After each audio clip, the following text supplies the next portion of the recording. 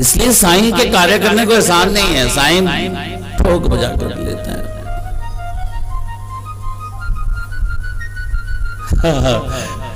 कहता है ब्रह्म ज्ञान दे दो, अरे क्या नाटक कर रहा था, नाटक। इसलिए नाटक, इसको समझने की कोशिश करो। हमारे साथ कई बार कोई भी घटनाएं हो रही हैं, साईं हमारे को उस लीला के माध्यम से हमें बताना चाहता है, हमें बताना चाहता है, हमें उसको समझना पड़ेगा। जो भी हमारे साथ घट रहा होता है वो साईं हमें दिखा रहा होता है। उन घटनाओं से, उन दुर्घटनाओं से हमें सबक लेना है।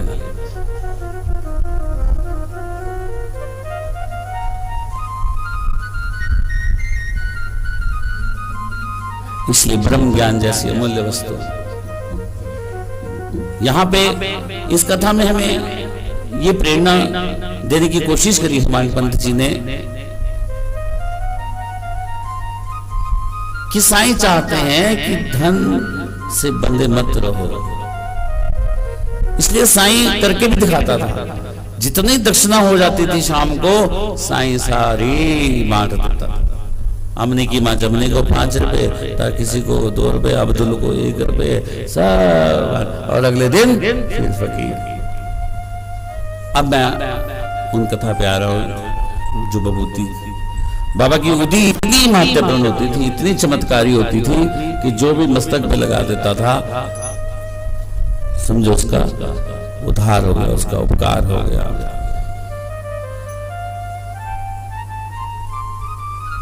एक बार एक भगत अपने बच्चे को लेके आते, जिसको मिर्गी के तौर पड़ते थे, छोटे बच्चे को लेके आए। जैसे ही बाबा के सामने उन्होंने समक्ष बच्चे को लिटाया, ऐसी बच्चे ने आंखें मूंद ली, बेहोश हो गया, उल्टी आने लगी, झाग मुंह से आने लगा। तो मां चिल्लाने लगी, अरे ओ मेरे साईं, हम तो आपके पास इसको ठीक करने आए थे, ये तो हमारे साथ उल्टा हो गया। मेरे साथ तो वो हो गया कि मान लो कोई गाय शेर से बचने जा रही है और कसाई उसको पकड़ ले, कोई किसी घर के आगे आश्रय लेने लगा और छत उसके ऊपर गिर जाए। मैं तो जो आश्रय लेने आई थी, बच्चे को ठीक करने आई थी, मेरा तो बच्चा उल्टा होश हो गया। साईं ये कैसा हो गया? माँ होती है ना, बर्दी रुदन कर जाती है जल्दी से। साईं ने कहा कुछ नहीं होता, थोड़ी देर में ठीक हो जाएगा, जहां रह रहे हो उसको वहीं पे ले जाओ। आधे घंटे बाद वही हुआ, वो जहां ठहरे हुए थे बालक को वहीं लगे और कुछ देर के बाद बालक ठीक हो गया।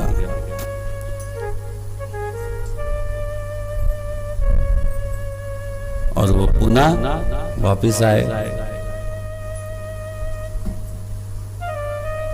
मिठाइयां बांटी।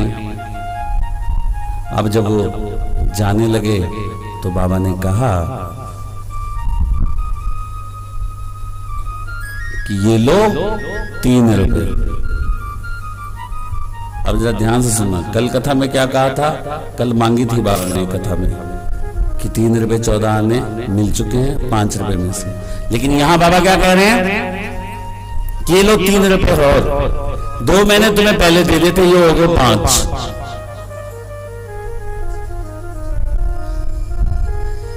बाबा ने कहा कि देखो मैंने 2 रुपए तुम्हें पहले दिए थे और ये 3 रुपए अब और लो और इसको अपने घर में रखना, संभाल कर रखना, इसकी पूजा करना।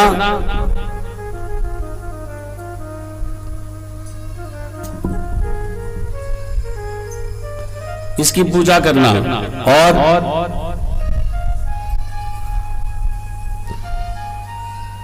जब भी कोई कष्ट आए इन रुपयों को देखना।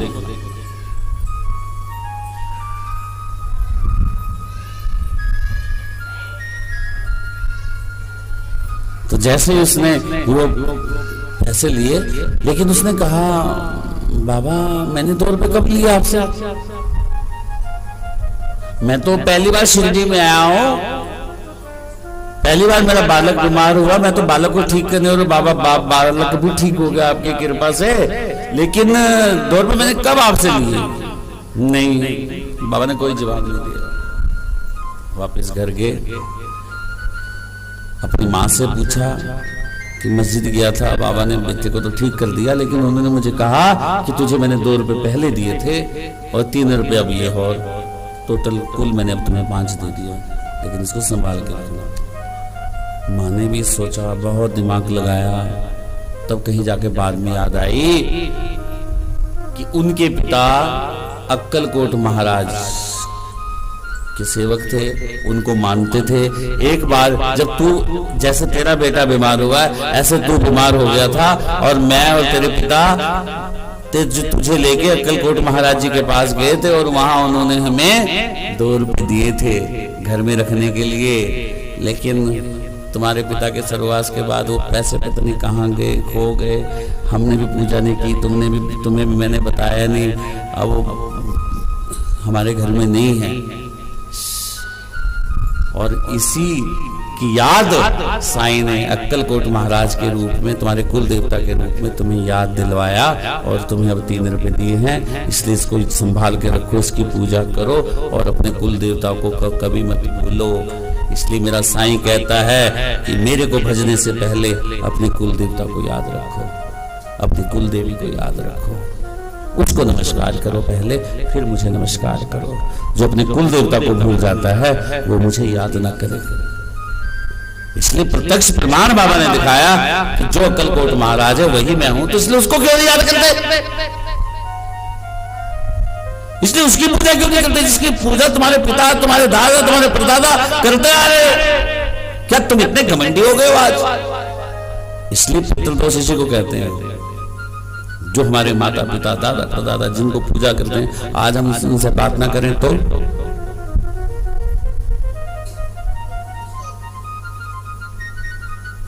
सोचो ना। आज आप मेरे साथ इतना प्रेम से जुड़े हो, कल को आपके बच्चे मुझे रास्ते में भी नमस्कार ना करें तो लगेगा नहीं? अरे ये तो कमाल है।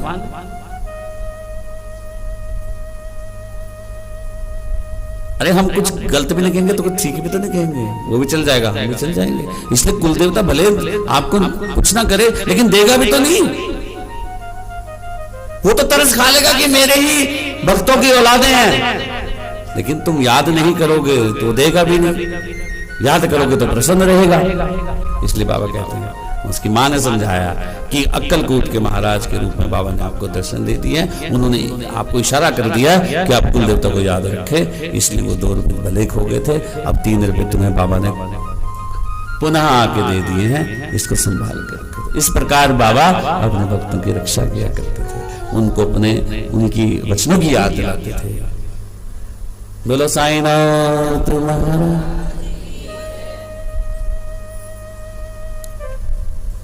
इसलिए मेरा ऐसा मानना है कि जहां जहां आप रहते हैं, कम से कम वहां वहां की जो कुल देवी है, जैसे हमारे कालका की काली माता है, तो हमें उसे नमस्कार करना चाहिए, टाइम टाइम पे जाना चाहिए। पिंजौर में जहां जहां रह रहे हैं, खेड़े आज बसे हैं, उस खेड़े को नमस्कार करना चाहिए। अरे तुम्हें उसने बसने दिया है,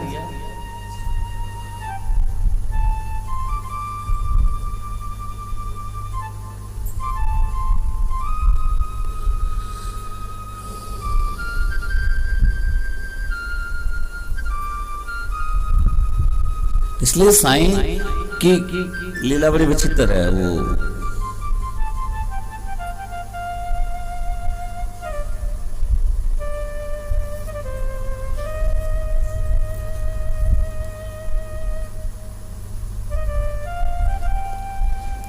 लेकिन हिमांत पंत जी कई इसमें कथाएं लिखी हैं, लेकिन हिमांत पंत जी एक कथा अपनी लिख देते हैं इसमें। देखो, दूसरे की हंसी का कोई भी पात्र, दूसरे का मजाक कोई भी उड़ा, लेकिन अपना मजाक कभी कोई नहीं उड़ाता।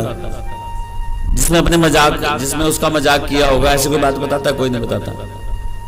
लेकिन हिमांत पंत जी ने बड़े सरल स्वभाव से, जब एक वो भी हंसी का पात्र एक बार मस्जिद के अंदर बन गए, उसको भी उसने कथा में समावेश किया। बोलो साईनाथ। हिमांत पंत जी कहते हैं कि मेरे साथ भी एक बार ऐसा वाक्य हो गया था जिसमें मैं हंसी का पात्र बना, लेकिन क्योंकि वो कथा ऐसे अच्छे संदर्भ से जुड़ी थी, इसलिए मुझे वो लिखनी पड़ रही और मैं लिख रहा हूं, भले ही मैं हंसी का पात्र बना। एक बार बाबा का दरबार लगा था और हिमांत पंत जी आए, रविवार का दिन था। शिरडी में बहुत बाजार लगा हुआ था। तो जब बाबा के समक्ष हिमांत पंत जी बैठे हुए थे, दाई और दीक्षित और बाई और गोटीवाड़ा जी भी थे बैठे हुए, और भी कई भगत बैठे हुए थे। इतने में एक भगत कहता है, हिमांत पंत जी, अन्ना साहब आपके देखो बाजू पे चने का दाना है। तो जैसे बाजू सीधी करते हैं तो और चने के दाने भी गिर जाते हैं। अब तो हंसी का मजा लेने, अब जो गुरु के सामने ना दूसरे भगत भी एक दूसरे को थोड़ा सा, देखा बाबा जी ये चोरी से खा के आया ना चने, देखो गिर गए, ना आपके लिए लेके आया ना हमारे लिए लेके आया, इसने चने खाए हैं और कहा इससे कुछ और चने खा, अकेला खा गया। दूसरे ने फिर में जाकर, हाँ बाबा ये हमें ऐसा ऐसे करता है, ये अकेले खाता है चीज। तो बाबा ने कहा, अरे हिमांत पंत, हाँ आज रविवार है और बाजार लगा है शिरडी का, तू पक्का चने खाता हुआ आया है यहाँ पे, तुझे तो अकेले खाने की आदत है। उल्टा बाबा ने उसको, और बेचारे का हो तो पहले ही कह रहा है, पहले वो हैरान है कि मैंने कहां से चने आ गई है, तूने अकेले चने खाए हैं। बाबा मैं तो, बाबा आप तो मुझ पे दोषारोपण कर रहे हो, मैं कभी अकेले में खाता हूं?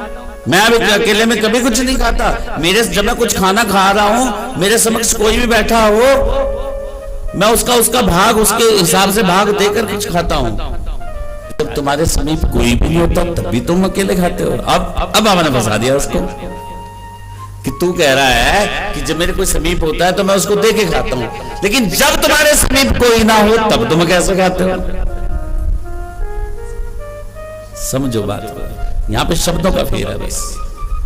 हिमांत पंत तो छुटकारा पा रहा अपना किस बात को कह के कि बाबा जब मेरे पास कोई होता है मैं उसको उसका भाग दे के, उसको भी दे के, जब देता हूं पहले फिर खाता हूं। लेकिन बाबा कहते जब तेरे पास कोई नहीं होता तब कैसे खाता है?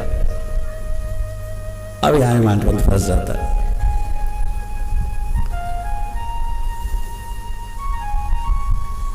क्या तुमने कभी मुझे अर्पण करके खाया है? ओहो, अब हिमांत पंत को समझ में आ जाती है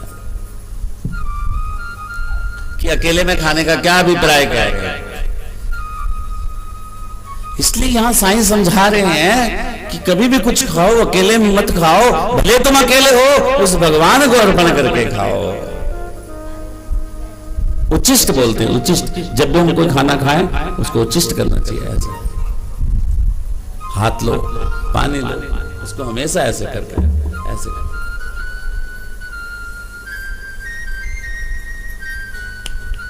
कुछ भी खाओ भगवान को अर्पण करके खाओ, और कुछ भी करो भगवान को अर्पण करके करो। फिर तुम्हारी इंद्रियां जो है विषायुक्त, जो गलत काम है वो करेंगी नहीं, क्योंकि जो भगवान को अच्छा नहीं लगता वो आप कैसे करोगे? फिर मांस पदीरा सब छूट जाएगा, किसी का बुरा नहीं करोगे। इसलिए कुछ भी करने से पहले भगवान का स्मरण करो। जब आप भगवान का स्मरण कर लोगे तो आपकी जो इंद्रियां हैं वो ब्रह्म तत्व के साथ लिपट जाएंगी, और जो विषायुक्त इंद्रियां हैं वो हट जाएंगी। ये है ज्ञान का सबसे बड़ा सूत्र। जो कुछ भी करो भगवान को अर्पण करके करो, भगवान को याद करके। कुछ भी खाओ भगवान को अर्पण करके करो, कुछ भी करो भगवान को याद करके करो।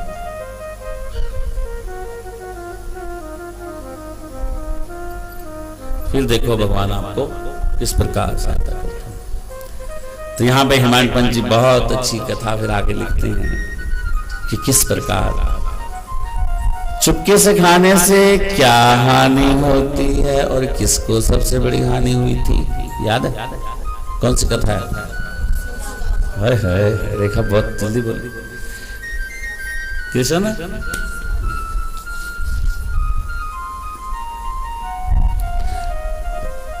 सुदामा ने कृष्ण, देखो भगवान का अवतार होते हुए भी संदीपनी आश्रम में कृष्ण को जाना पड़ा शिक्षा ग्रहण करने के लिए। जब बलराम और कृष्ण संदीपनी आश्रम में शिक्षा ग्रहण कर रहे थे तो माँ गुरु माँ उनसे सब कार्य करवाती थी। आज का टाइम नहीं कि हॉस्टल में बना बनाया खाना मिल जाए।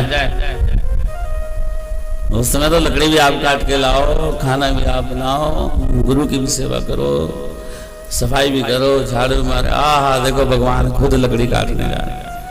गुरु माँ ने बलराम और कृष्ण को लकड़ी काटने के लिए भेज दिया। देखो आप कृष्ण का दृष्टांत सुन रहे हैं, इस समय बहुत ध्यान से इस कथा को सुनना। कृष्ण और बलराम जंगल में चले जाते हैं, पीछे से गुरु माँ सुदामा को भी भेज देती है, लेकिन साथ में चने देती। भूल गई थी सवेरे उनको देना, अरे उनके लिए भी ले जा, भूख लगेगी, जंगल में कुछ खा लेंगे। जैसे ही जंगल में जाते हैं, कृष्ण से सुदामा की भेंट होती है तो कृष्ण जी कहते हैं, अरे सुदामा प्यास लगी है, पानी है तेरे पास? तो सुदामा कहता है, अरे खाली पेट पानी नहीं पीना, एकदम थोड़ा पीते, अभी सांस से चढ़ा हुआ काम, थोड़ा आराम कर ले। तो सुदामा की ही गोद में कृष्ण लेट जाता है। थके हुए तो थे ही, उसी समय प्रगाढ़ नींद आ जाती है। सुदामा देखता है कृष्ण सो गया, चने की कोई बात नहीं करता कि माँ ने कुछ दिया। देखता है कृष्ण सो गया और चने खाने लगता है, कटर कटर की आवाज आती है। कृष्ण की नींद उठती है, अरे सुदामा क्या खा रहा है? अरे मैं खा रहा हूं। अरे मुझे तो इतनी ठंड लग, अरे तो कुछ खाने की आवाज आ रही है, कड़कड़ की आवाज आ रही है। कांप रहा मैं तो, ठंड इतनी दर्द है कि मेरे दांत वैसे कड़कड़ कर रहे हैं। खाने को यहाँ क्या खाक है? खाने को क्या यहाँ खाक है? नहीं कृष्ण फिर कहता है, नहीं अरे मैं तो वैसे ही, मुझे तो सपना आ रहा था कि एक व्यक्ति दूसरे व्यक्ति की वस्तु को खा रहा है। तो प्रश्नकर्ता ने कहा कि क्या खा रहे हो? तो उसने कहा खा रहा हूं। तो हमने भी कहा कि तू खा रहा हूं, और सारी उम्र वो खाता रहा। यहां ये सोचने का विषय मान पंच लिखते हैं कि अगर सुदामा को मालूम होता कि कृष्ण अवतारी है तो क्या वो उसे छुपाता? क्या उससे भी चने छुपाता? अगर छुपाता ये होता है भगवान है, नहीं छुपाता। इसलिए हर हमारे साथ आसपास कभी भी कोई कुछ हो, उसको खाने को दे, उसको खाने को पूछो, किसी का हक मत मारो, क्योंकि कुछ चनों में कृष्ण का हक था, कृष्ण का भोजन था उसमें, लेकिन उसने भोजन खाया। कृष्ण के मुंह में जो जाने थे उसका निवाला उसने छीन के खाया, चुपके से खाया, चोरी से खाया, और जिंदगी भर भुगतना पड़ा। कृष्ण भगवान का सहपाठी होते हुए भी, पक्का मित्र होते हुए भी गरीब के दिन देखने पड़े। आप भगवान का साथ चाहते हो कि भगवान का साथ हो तो बहुत कुछ हो जाओगे, लेकिन भगवान का साथ होते हुए भी वो गरीबी में रहा। लेकिन जब उसकी पत्नी सुशीला ने एक मुट्ठी चावल भेंट की है तो वो सौगात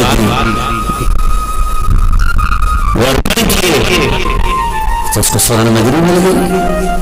कहते हैं एक मुट्ठी चावल जो कृष्ण मिले थे, आज वही चावल चल रहे हैं। इसलिए जो हम चावल लेते हैं ना आपको लास्ट में, उनको जो आपको मिलते हैं आपके आंचल में, घर में जाकर संभालना, कृष्ण करना।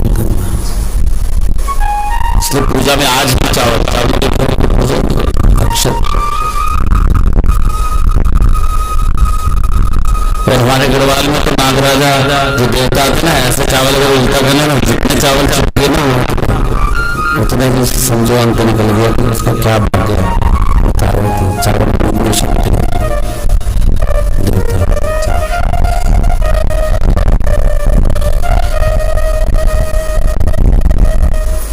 इसलिए कभी भी किसी का हिस्सा मत मारो, बहुत भुगतना पड़ता है।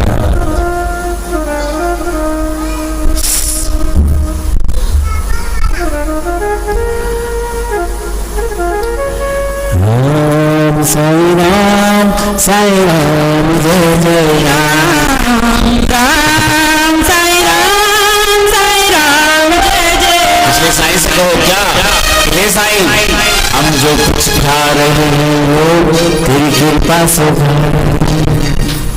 जो कुछ मान यश धन दौलत जो कुछ हमारे पास है सब तेरी कृपा से है।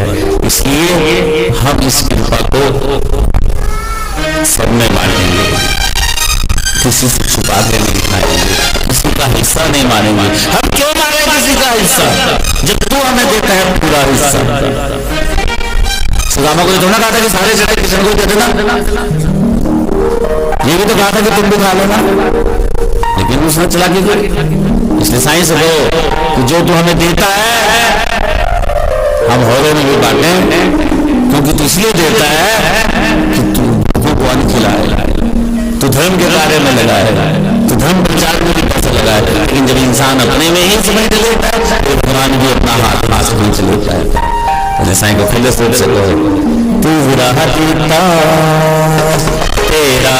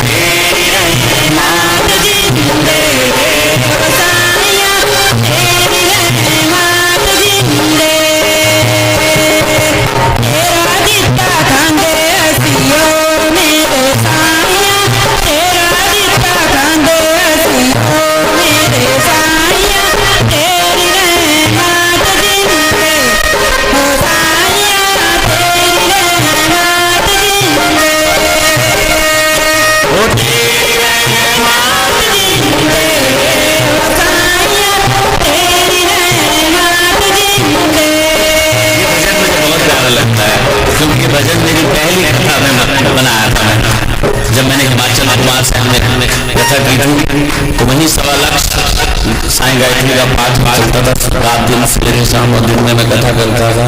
तो कई बहने मेरे पास आई कि आप जो सारे भजन है ना आपके वो पंजाबी के लगते हैं, थोड़ा हिमाचली सुर में भी समझ आ जाए। तो मैंने कहा ठीक है मैं सिखाऊंगा तुम सीख लोगे। तो इतने में एक बहन बोली कि ऐसा होना चाहिए जिसमें हमारी लय है। तो मुझे कुछ समझ नहीं आया। मैं एक दिन रात को बैठे तो बात कर रहा था, खाना खिला रहे थे मिश्री, जब तो कहने लगी बस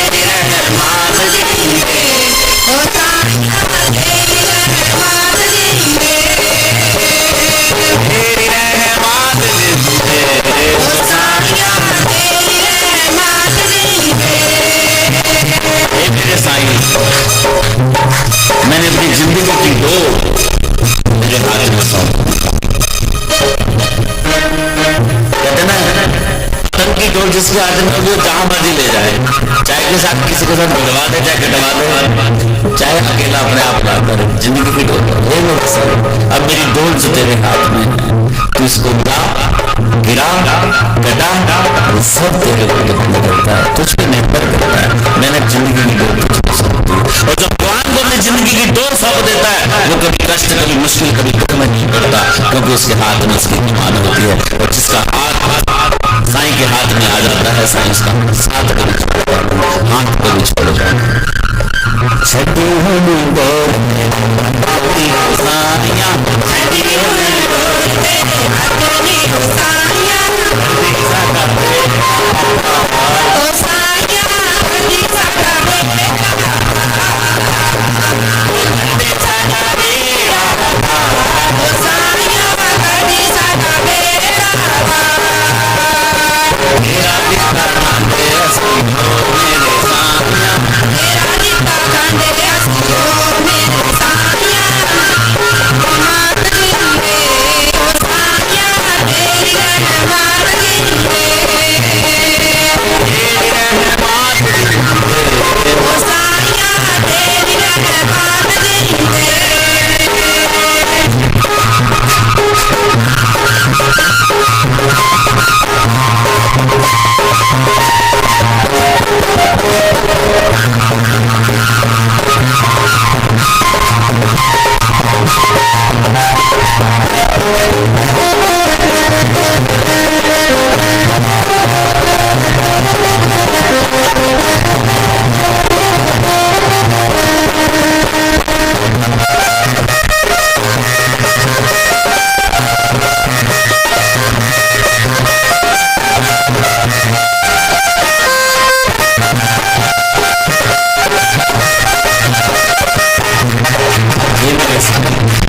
तेरा दिया मेरे पास सब कुछ है, तेरे ही आशीर्वाद से आज मान यश सम्मान सब कुछ मेरे पास है।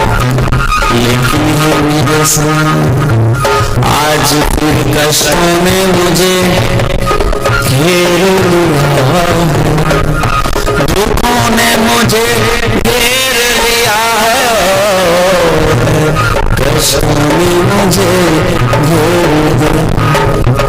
साईं मुझे तुझ पर विश्वास कि तू आएगा, मेरे बंधनों को काट कर मुझे आजाद कर, और मेरे घर के आगे ऐसे सुख में लगा देगा कि कभी दुख मेरे पास आने नहीं पाएगा। ये मेरी क्योंकि आज दुखों की जंजीरों में मुझे इतना जकड़ लिया है, कर्ज की जंजीर ने मुझे इतना जकड़ लिया है, कष्ट की जंजीर ने मुझे इतना जकड़ लिया है, रोग की जंजीर ने मुझे इतना जकड़ लिया है कि जितना मैं छुटकारा पाने की कोशिश करता हूँ उतना ही मुझे और जकड़ जाता है। जितना मैं इन बंधनों से मोह माया से छूटना चाहता हूँ उतना ही मुझे जकड़ती जा रही है साईं। लेकिन विश्वास है कि तू आएगा, इसलिए वचन के अंदर भी अपने दिल की बात कह देनी चाहिए। किसी का कोई भी कष्ट हो, दुख हो, मन ही मन बाबा से मांग ले अभी, और क्या कहना है, दुखा दी हो सारी घटी हो बेरिया, दुखा दी हो सारी घटी हो बेरिया, सुमरे लाल मेरे ओ सारिया, सुमरे लाल मेरे, सुमरे लाल मेरे ओ सारिया, सुमरे लाल मेरे, छठी हुन डोर तेरे हाथ में हो सारिया, छठी हुन डोर तेरे